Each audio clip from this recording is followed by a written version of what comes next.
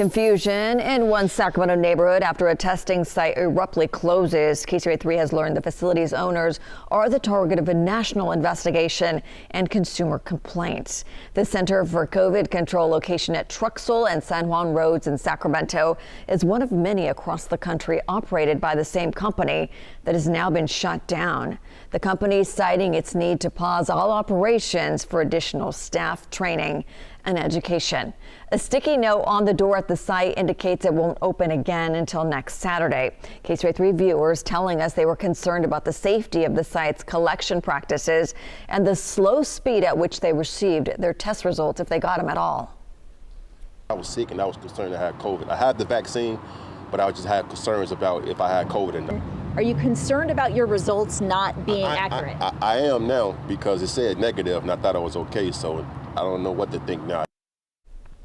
It is not clear at this point whether the state attorney general's office is looking into this particular testing site, telling KCRA3 in a statement to protect its integrity. We are unable to comment on a potential or ongoing investigation.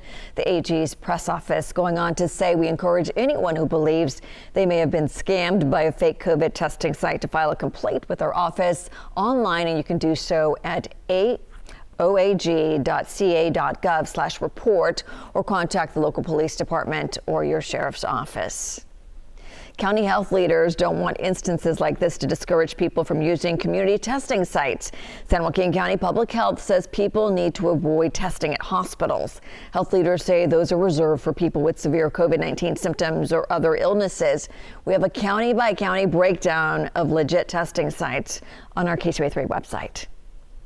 Starting today, private insurance companies are required to cover the costs of those rapid at-home tests. For those without private insurance, the administration revealed its plan to distribute free at-home COVID tests to households across the country. We go now to Christopher Salas in our Washington bureau with more. Christopher, good morning. Hey, good morning, Leticia. For both of these programs, there will be limited supplies when it comes to tests that will be paid for or those that you will order. That's all due to the limited supply right now of testing across the country. Starting today, private insurers are required to cover the cost of at-home COVID-19 testing. Each covered person can get up to 8 free antigen tests per month. You can buy the tests at a pharmacy or online, and you have 2 options to cover the costs. Show proof of insurance to get the test for free, or pay for the tests and get reimbursed. Experts say you should check with your insurer first. Depending on their health plan, some companies might require you to go to specified retailers or outlets or even use a mail order program. Then starting this Wednesday, the White House will launch covidtests.gov, allowing Americans to order free COVID tests that will be shipped to their homes. Supplies will be limited to 4 tests per household and take 7 to 12 days to ship. We know that testing is an important part of the overall strategy to address COVID-19. But some question if it's too little, too late. A group of Senate Democrats sent a letter to the White House asking why the administration failed to increase at-home testing earlier, saying the measures have been reactive rather than proactive. I do think, we kind of needed to walk and chew gum at the same time and not just focus on vaccines, but also on testing. Important to note, Medicare won't cover the cost of at-home test kits. However, Medicaid will, and Children's Health Insurance Program plans will as well. Leticia. And Christopher, the CDC has updated its guidance on mask wearing. Can you tell us more about that? Yeah, so the agency is now encouraging Americans to wear N95 or KN95s used by healthcare workers, saying they offer the best protection against COVID-19. However, the agency also said that any face mask is better than no face mask. Now, the president, who himself wears an N95 mask, said on Thursday that he was planning to make, quote, high-quality masks available to Americans for free, but he didn't elaborate any further on that. The White House says the federal government currently has a stockpile of more than 750 million N95 masks. Leticia. And Christopher, thank you for the update. The State Public Health Department shared this infographic about masks, and you can see the combination of wearing a surgical mask and a cloth mask is the stronger option.